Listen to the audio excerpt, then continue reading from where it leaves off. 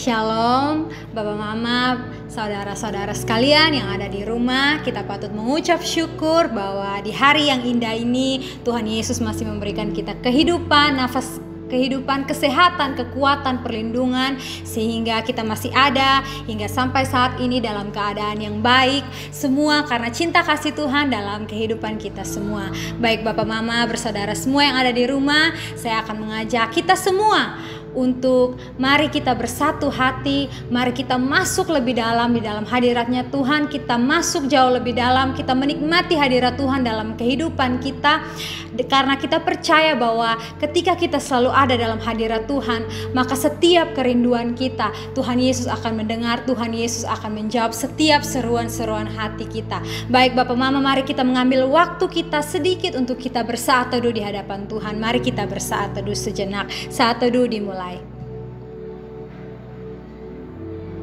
Pertolongan pada kita pada minggu memperingati Pentakosta ini, biarlah boleh jadi nama Bapa, Anak dan Roh Kudus.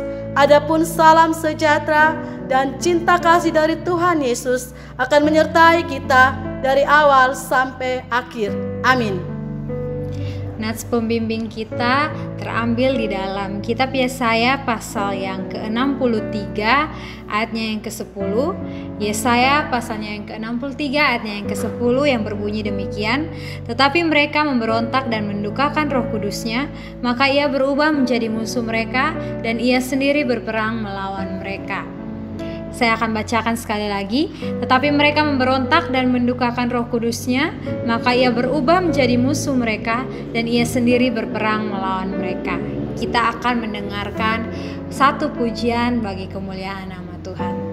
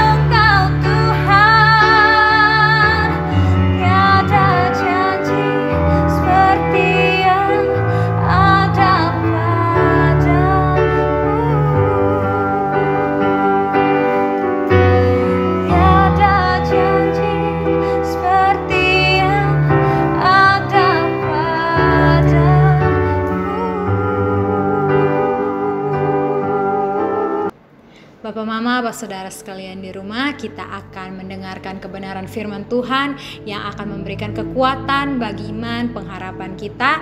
Namun sebelumnya mari kita bersama-sama menundukkan kepala, kita berdoa kepada Tuhan. Bapa kami yang di surga, terpujilah namamu Tuhan. Kami mengucap syukur pada hari ini, pada hari yang indah, jam yang indah, saat yang indah ini Tuhan. Engkau masih dapat memberkati kami, Engkau masih dapat mengumpulkan kami bersama-sama meskipun dalam keadaan yang berjarak Tuhan. Tapi saat ini kami bersatu hati, kami membawa syukur, kami membawa doa, membawa pengharapan kami di hadapan-Mu Tuhan. Dan tiba saatnya Tuhan, kami akan mendengarkan kebenaran firman-Mu Bapa.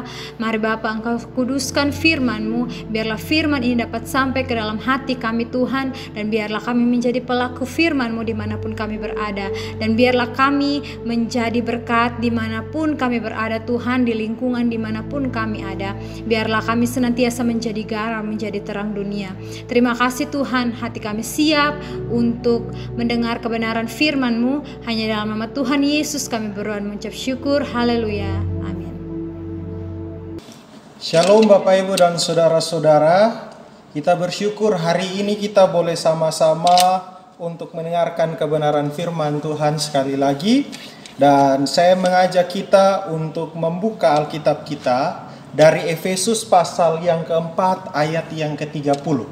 Efesus pasal yang keempat ayat yang ke-30. Saya ajak kita semua untuk membukanya dan kita akan baca bersama-sama. Efesus pasal yang keempat ayatnya yang ke-30.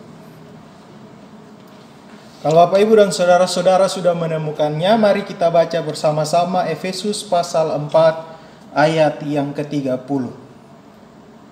Dan janganlah kamu mendukakan Roh Kudus Allah yang telah memateraikan kamu menjelang hari penyelamatan. Bapak Ibu dan Saudara-saudara yang terkasih, kita semua tahu dan sepakat bahwa pergaulan yang buruk itu merusak kebiasaan yang baik. Kita semua tahu dan paham itu. Dan kita semua akui itu semua, bahwa setiap pergaulan yang buruk pasti akan mendatangkan keburukan bagi kita masing-masing. Nah, Bapak Ibu dan Saudara-saudara, hal itu juga ditegaskan oleh Rasul Paulus dalam 1 Korintus pasal yang ke-15 ayat yang ke-55. Di situ Paulus dengan tegas mengatakan dan membantah orang-orang yang berpikir bahwa tidak masalah kita bergaul dengan banyak orang, bahkan dengan orang yang buruk pun tidak masalah. Tetapi Paulus katakan di situ pada kalimat terakhir, kata terakhir dari bagian itu. Kata pertama dari bagian itu, bagian firman Tuhan dari 1 Korintus pasal yang ke-15 ayat yang ke-33. Paulus katakan, jangan sesat. Sekali lagi Paulus katakan jangan sesat.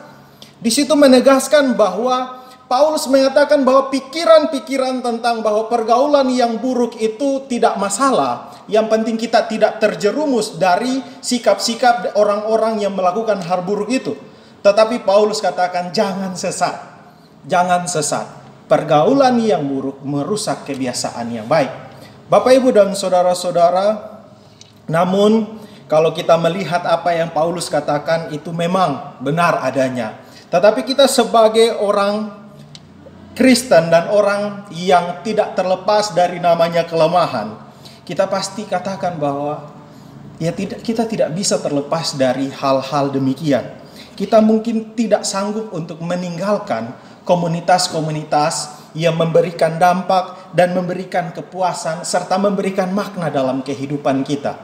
Mungkin kita berpikir bahwa ya Paulus katakan demikian, tetapi apa yang saya jalani itu berbeda.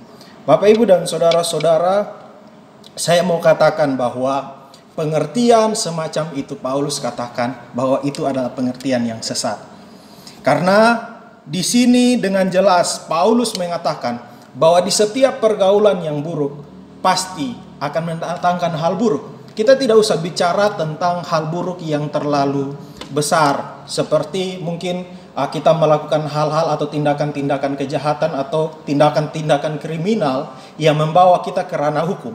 Tetapi Bapak Ibu dan Saudara-saudara, contohnya saja, kalau misal kita sudah ada dalam komunitas orang-orang yang menyukai pemikiran atau menyukai membicarakan hal-hal yang sedikit berbau pornografi, maka kita perlahan-lahan akan masuk dan terjerumus dalam hal seperti itu.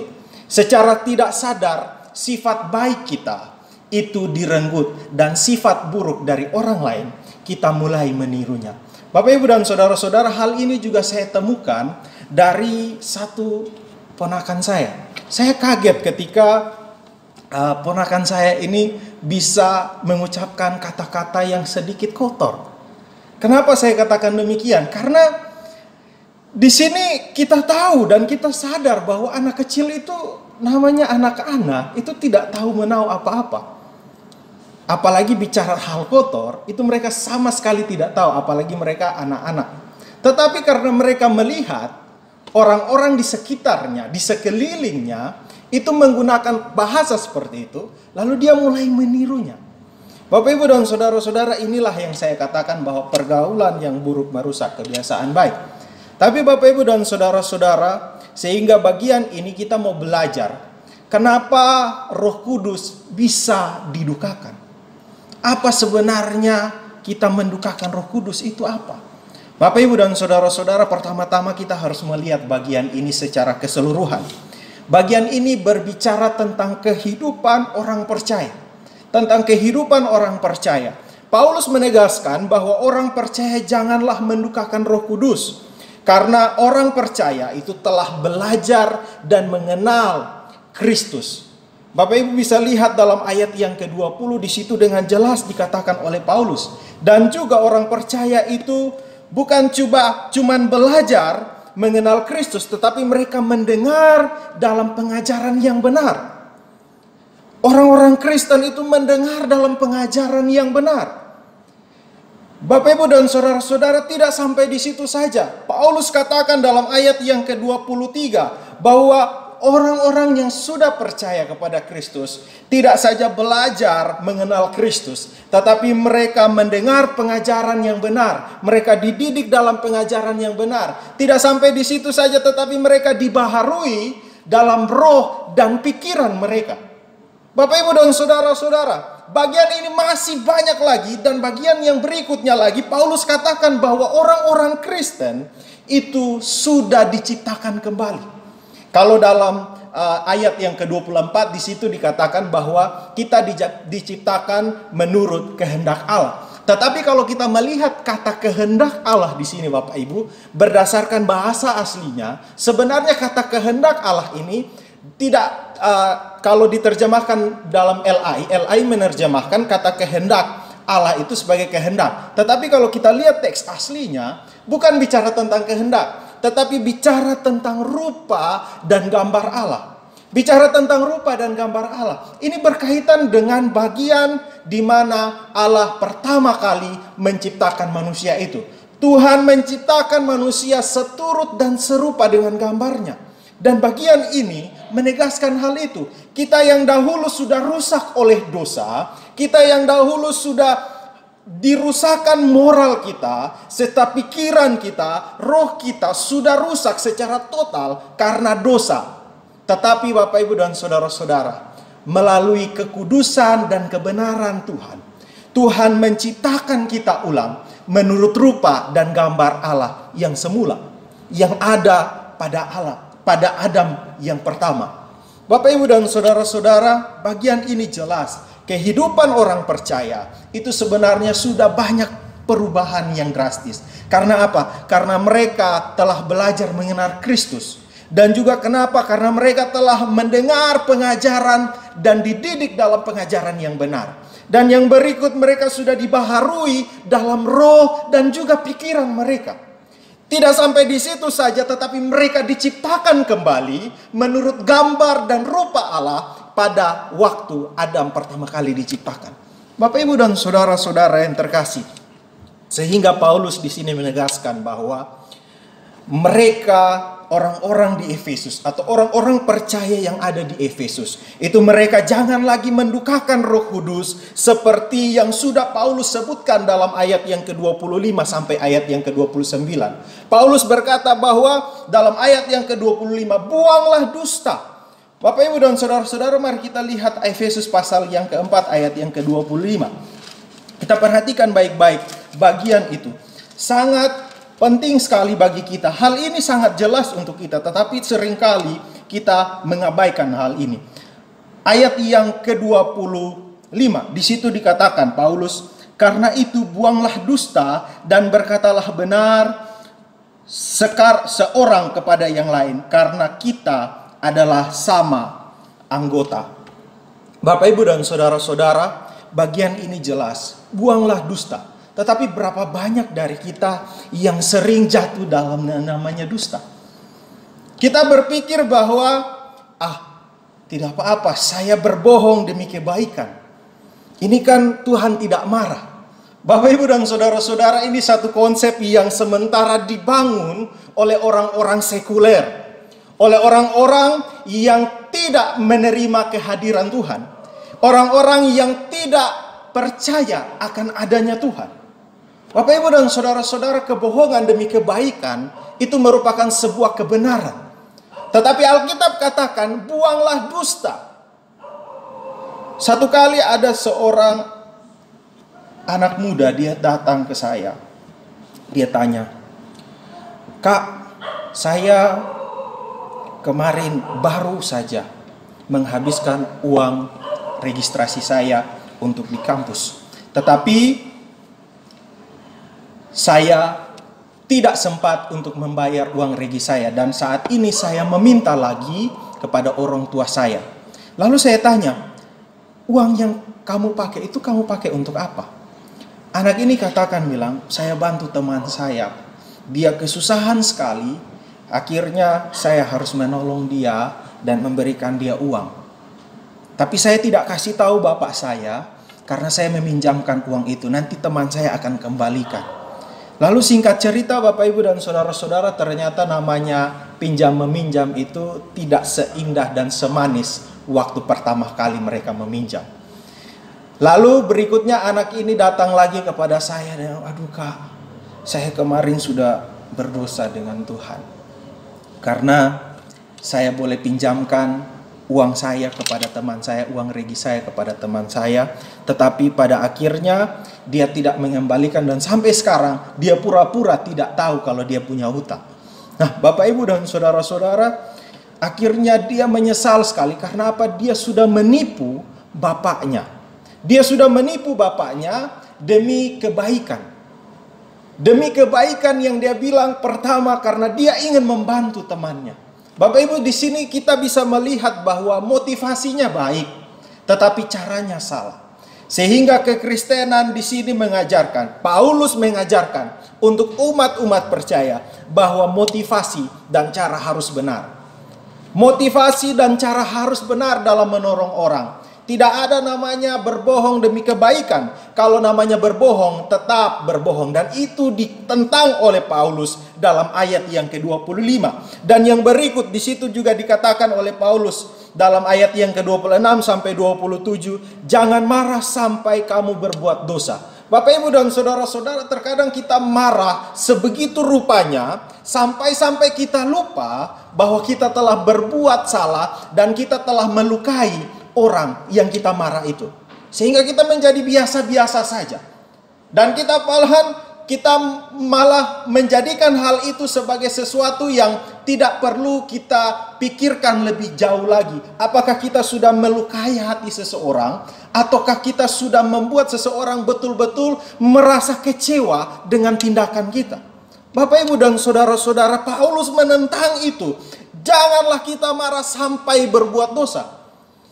Tidak selamanya marah dengan cara yang kasar, lalu kita pikir itu tidak berdosa. Karena kita pikir bahwa saya marah, setelah itu saya sudah minta maaf.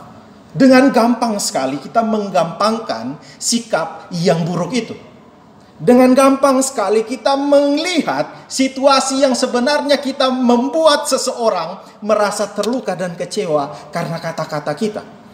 Bapak Ibu dan saudara-saudara yang terkasih, yang berikutnya lagi, kalau kita melihat dalam ayat yang ke-28, Paulus mengatakan, jangan lagi engkau mencuri. Mari kita baca ayat yang ke-28. Di situ dikatakan, Orang yang mencuri, janganlah ia mencuri lagi, tetapi baiklah ia bekerja keras dan melakukan pekerjaan yang baik dengan tangannya sendiri, supaya ia dapat membagikan sesuatu kepada orang lain yang berkekurangan. Bapak, Ibu, dan saudara-saudara, ini jelas sekali Paulus mengatakan kepada jemaat-jemaatnya bahwa jangan mencuri lalu engkau bawa hasil curian untuk menolong orang lain. Nah, dalam konsep kita saat ini, dalam dewasa ini, kita mungkin punya konsep seperti Robin Hood. Bapak Ibu mungkin tahu film Robin Hood, di mana seorang pahlawan yang gagah perkasa yang dicintai oleh rakyat miskin. Kenapa? Karena Robin Hood ini dia pergi mencuri di orang kaya, kepada orang kaya, kekayaan orang kaya itu, lalu dia ambil kekayaan itu, lalu dia bagi-bagikan kepada orang miskin. Nah, waktu itu juga terjadi dalam jemaat Efesus. Jemaat Efesus juga mengalami hal demikian. Sehingga Paulus menegur dengan keras dan menasihati mereka. Jangan lagi engkau mencuri untuk berbuat kebaikan. Tetapi kalau engkau mau berbuat kebaikan, lakukanlah dengan cara yang benar.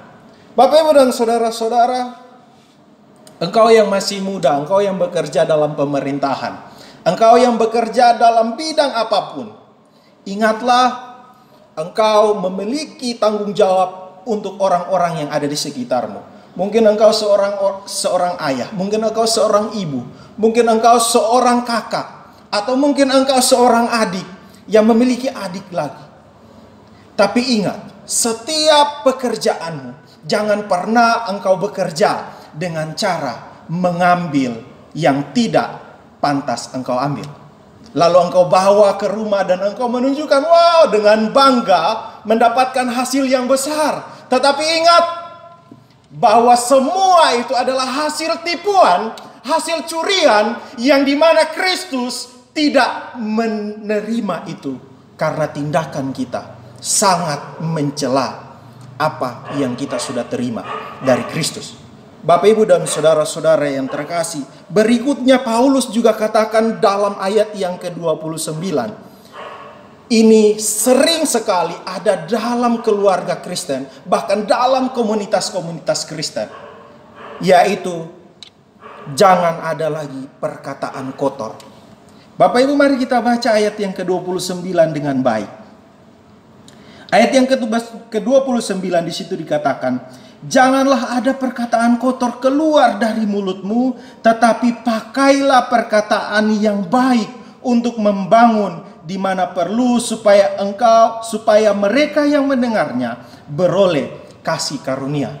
Bapak, Ibu, dan saudara-saudara, terkadang dalam komunitas tertentu, dalam persekutuan tertentu, atau dalam pergaulan tertentu, kita menggunakan istilah-istilah yang sangat populer untuk menyapa teman, seperti hi bro, hi sis, hi bro sis. Tetapi tak jarang dalam komunitas-komunitas seperti itu, mereka juga memakai sapaan-sapaan yang begitu menjelekan seseorang. Bahkan menggunakan sapaan-sapaan yang sebenarnya tidak pantas untuk diucapkan. Ada yang mengatakan kata-kata yang sangat kasar, kata-kata yang sangat tidak mengenakan. Ada pula yang bahkan mengucapkan makian, cacian kepada seseorang dengan sapaan, untuk sapaan saja. Tetapi Bapak, Ibu, dan saudara-saudara, apakah itu membangun? Di sini Paulus berkata bahwa itu sangat tidak membangun. Sehingga Paulus mengatakan bahwa jangan lagi ada kata-kata kotor yang keluar dari mulutmu. Tetapi baiklah kata-kata yang membangun, yang membangkitkan seseorang pada waktunya. Bapak, Ibu, dan saudara-saudara yang terkasih. Dan pada ayat yang ke-31 bagian terakhir, di situ Paulus katakan bahwa semua kejahatan itu harus dibuang daripada orang-orang percaya. Semua kejahatan, segala kejahatan. Kalau kita baca ayat yang ke-21 di situ Paulus merincikan dengan jelas, sampai kalau Paulus mau merincikan satu persatu segala kejahatan yang ada, maka tidak cukup bagian Efesus ini. Maka harus ditambah lagi bagian untuk Efesus pasal yang keempat ini. Sehingga Paulus hanya meringkasnya saja kalau kita baca ayat yang ke-31. Segala kepahitan, kegeraman, kemarahan, pertikaian, dan fitnah hendaklah dibuang dari antara kamu. Demikian pula, dikatakan situ, segala kejahatan hendaknya dibuang daripada kelompok dan daripada umat percaya itu sendiri. Bapak, Ibu, dan Saudara, ini rincian yang Paulus sampaikan. Mungkin beberapa yang sudah Paulus sampaikan ini hanya mewakili apa yang telah dilakukan oleh jemaat-jemaat di Efesus. Tetapi masih ada lagi hal-hal yang tidak bisa Paulus sebutkan, sehingga Paulus menyimpulkannya dengan kata semua kejahatan. Dari segala kejahatan hendaknya semua itu dibuang daripada orang percaya. Bapak, Ibu, dan saudara-saudara, tetapi masalahnya bagi kita yaitu berapa banyak orang percaya yang bisa melakukan seperti apa yang Paulus katakan. Berapa banyak orang yang benar-benar datang ke gereja dan menyanyikan pujian, saya mau ikut Yesus sampai selama-lamanya, tetapi kehidupannya masih tidak mencerminkan kehidupan yang mengikuti Kristus. Bapak, Ibu, dan saudara-saudara yang terkasih, secara sadar kita tahu bahwa kita sering melakukan itu dan bahkan kita malah menjadi pelopor untuk melakukan hal-hal yang mendukakan Roh Kudus ini. Bapak, Ibu, dan saudara-saudara, semua itu kita buat dengan beragam alasan. Kita masukkan alasan-alasan yang baik, alasan-alasan yang positif.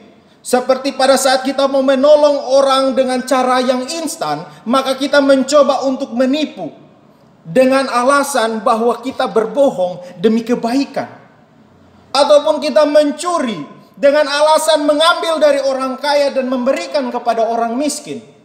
Mengambil daripada orang-orang yang sudah memiliki segalanya lalu memberikan kepada keluarga kita terdekat yang membutuhkan. Ataupun kita bergaul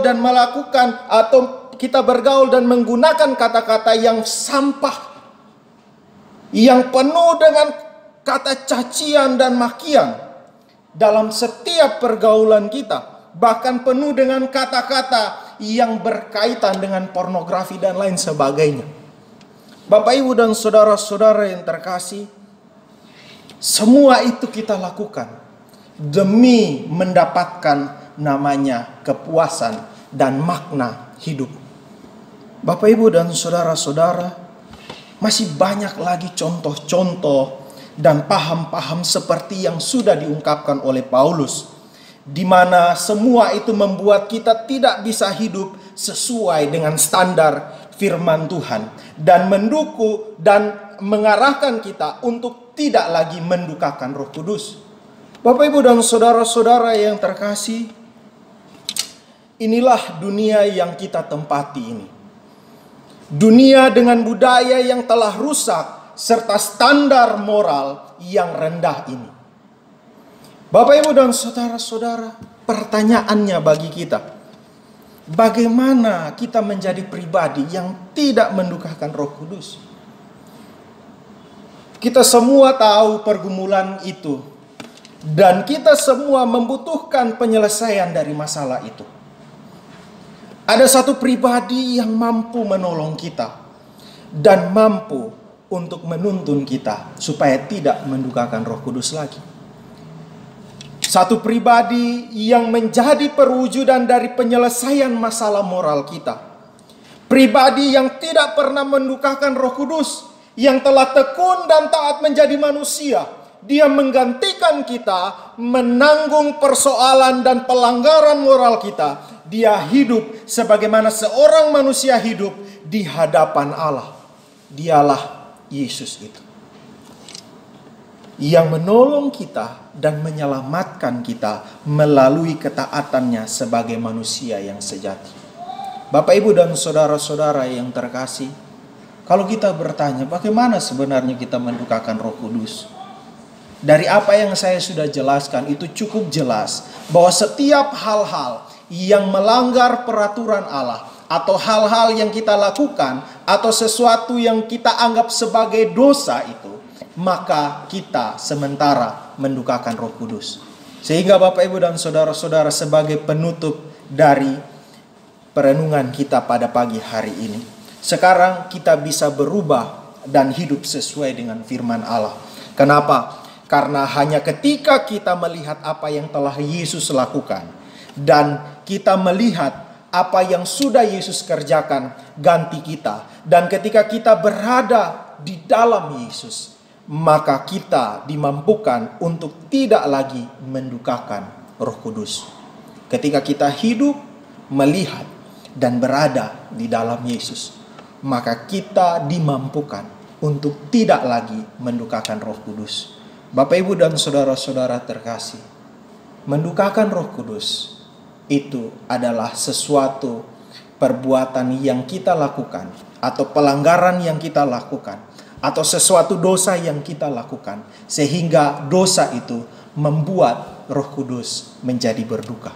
Sehingga Bapak, Ibu, dan saudara-saudara, kemampuan kita supaya kita tidak mendukakan Roh Kudus lagi hanya ada di dalam Yesus saja. Ketika kita melihat pekerjaan Yesus, ketika kita berada di dalam Yesus dan kita hidup bersama dengan Yesus, maka kita tidak lagi akan mendukakan Roh Kudus. Saya menantang Bapak, Ibu, dan saudara-saudara sekalian yang ada di rumah. Beranikah engkau melepaskan semua pelanggaran itu? Beranikah engkau menanggalkan segala apa yang telah mendukakan Roh Kudus itu? Dan beranikah engkau meninggalkan kehidupan lamamu dan kembali melihat Kristus dan hidup di dalam Kristus untuk menjadi satu alat kemuliaan di tangan Sang Penebus? Mari kita renungkan itu kembali dalam hati kita dan kita menghadap Tuhan dalam doa. Kita berdoa. Bapa di surga, kami bersyukur untuk firman-Mu. Terima kasih atas apa yang kami boleh pelajari pada pagi hari ini. Biarlah kami boleh mengerti bahwa segala dosa kami adalah satu bentuk mendukakan Roh Kudus. Sehingga Bapa kami memohon pertolongan dan kekuatan daripada-Mu. Kami sadar bahwa kami tidak mampu, tetapi kami sadar bahwa Kristus telah menggantikan kami untuk menolong kami dan memampukan kami menjalani kehidupan yang tidak lagi mendukakan Roh-Mu yang kudus. Bapa di sorga, ini kami, ini kehidupan kami. Kami mau hidup untuk menyenangkan hati Tuhan, dan kami mau buang segala kejahatan yang ada dalam kehidupan kami, sehingga kami menjadi ciptaan yang baru, sehingga kami menjadi serupa dan segambar dengan Allah seperti Adam yang pertama itu. Terima kasih ya Bapa di sorga. Ini doa dan permohonan kami dalam nama Tuhan kami Yesus Kristus. Kami berdoa dan mengucap syukur pada Bapa dalam kerajaan sorga. Amin. Bersama dengan seluruh jemaat Tuhan di segala waktu dan di segala tempat, kita akan mengikrarkan iman percaya kita yang berkata, aku percaya kepada Allah, Bapa yang Maha Kuasa, Khalik langit dan bumi, dan kepada Yesus Kristus, anaknya yang tunggal Tuhan kita, yang dikandung daripada Roh Kudus, lahir dari anak darah Maria, yang menderita di bawah pemerintahan Pontius Pilatus, disalibkan, mati dan dikuburkan, turun ke dalam kerajaan maut. Pada hari yang ketiga, bangkit pula dari antara orang mati, naik ke sorga, duduk di sebelah kanan Allah, Bapa yang Maha Kuasa, dan akan datang dari sana untuk menghakimi orang yang hidup dan yang mati. Aku percaya kepada Roh Kudus, gereja yang kudus dan am, persekutuan orang kudus, pengampunan dosa, kebangkitan daging, dan hidup yang kekal. Mari kita bersyafaat kepada Tuhan. Kita menaikkan segala doa-doa kita kepada Tuhan. Kita berdoa. Terima kasih Tuhan Yesus untuk kasih setia-Mu, untuk kebaikan-Mu dalam kehidupan kami. Terima kasih Tuhan Yesus masih mengizinkan kami beribadah meskipun dalam situasi kondisi yang tidak memungkinkan. Kami bersyukur Tuhan, kami boleh beribadah di rumah tangga kami masing-masing. Kami boleh merasakan sukacita, damai sejahtera yang Tuhan berikan. Secara khusus di minggu ini kami boleh merayakan Minggu Pentakosta, di mana Tuhan telah mencurahkan Roh Kudus dalam kehidupan kami, anak-anak Tuhan.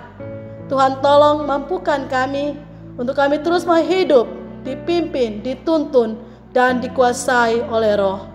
Pada pagi hari ini Tuhan, kami berdoa buat setiap kami jemaat Tuhan, jemaat GMMI Kota dimanapun mereka berada. Tuhan, Engkau menjaga, Engkau melindungi, Engkau menyertai. Kami berdoa Tuhan, buat setiap kami para pelayan Tuhan, yang Tuhan tempatkan kami untuk melayani, baik hamba-Mu sebagai gembala dan seluruh pengerja gereja yang ada. Tuhan memberkati mereka, berikan mereka kekuatan, berikan mereka kesehatan. Engkau menjaga, Engkau melindungi, Engkau menyertai umat-Mu. Kami juga bersyukur bersama dengan keluarga Tamonop, di mana beberapa hari yang lalu Tuhan izinkan hamba-Mu Mama Esther boleh bertemu dengan hari ulang tahun. Tuhan memberkati hamba-Mu dalam seluruh pergumulan hidupnya, dan dalam setiap pekerjaannya, dalam setiap usaha karya tangannya. Tuhan, Engkau memberkati. Kami juga berdoa buat jemaat-jemaat kami yang merantau, yang ada di Jakarta, di Bali, dimanapun mereka berada. Tuhan, Engkau menjaga, Engkau melindungi, Engkau menyertai. Kami juga berdoa menyerahkan keluarga dari Bapak Yefta Bengu. Tuhan terus memberkati hamba-Mu dalam kelemahannya, dalam ketidakberdayaannya. Tuhan, Engkau menjaga, Engkau memberikan kekuatan, Engkau memberikan penghiburan kepada hamba-Mu. Kami juga berdoa Tuhan Yesus untuk pergumulan kami, kerinduan kami, harapan kami, untuk kami boleh memiliki sebidang tanah, untuk kami boleh membangun tempat ibadah, untuk kami boleh memuji menyembah Tuhan. Kami berdoa juga Tuhan Yesus untuk sinode kami, sinode Gereja Masih Musafir Indonesia. Tuhan memberkati ketua sinode dan seluruh staf sinode yang ada Tuhan. Pada akhirnya Tuhan, kami menyerahkan bangsa dan negara kami, secara khusus kota kami Tuhan. Biarlah Tuhan menolong, Tuhan menyertai. Kami berdoa Tuhan, agar wabah virus corona ini Bapa boleh cepat berlalu, sehingga kami boleh beribadah di rumah-Mu Bapa. Kami berdoa Tuhan Yesus, kami menyerahkan seluruh kehidupan kami, pergumulan kami, beban kami dalam satu nama Tuhan kami Yesus Kristus. Amin.